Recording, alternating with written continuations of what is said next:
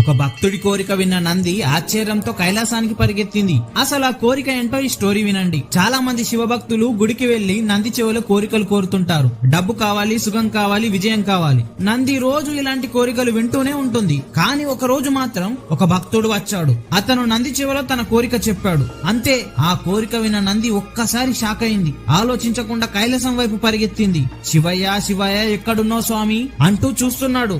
అక్కడే ఉన్న పార్వతీదేవి, శివయ్య ఇప్పుడే ఒక భక్తుడిని కాపాడడానికి వెళ్ళాడు, ఏమైంది అంత గందరగోళంగా ఉన్నావు అని అడిగింది పార్వతీదేవి. అప్పుడు నంది, ఒక భక్తుడు వచ్చి ఒక కోరిక కోరాడమ్మా. శివయ్య, నాకు ఎన్ని కష్టాలు వచ్చినా పర్లేదు, బాధలు వచ్చినా పర్లేదు, కష్టాల్లోనూ బాధల్లోనూ నేను నీ చెయ్యి విడవకుండా చూడు స్వామి అని కోరిక కోరాడమ్మా అని చెప్పింది. పార్వతమ్మ నెమ్మదిగా నవ్వి, ఆ భక్తుడిని కాపాడడానికే శివయ్య బయలుదేరాడు నంది అని చెప్పింది. కష్టాలు రావద్దని కోరిన వాళ్ళు చాలా మంది, కానీ కష్టాల్లో కూడా శివయ్య చేతి వదలద్దని కోరిన భక్తుడి కోసం శివయ్య స్వయంగా నడిచి వెళ్ళాడు. ఓం నమః.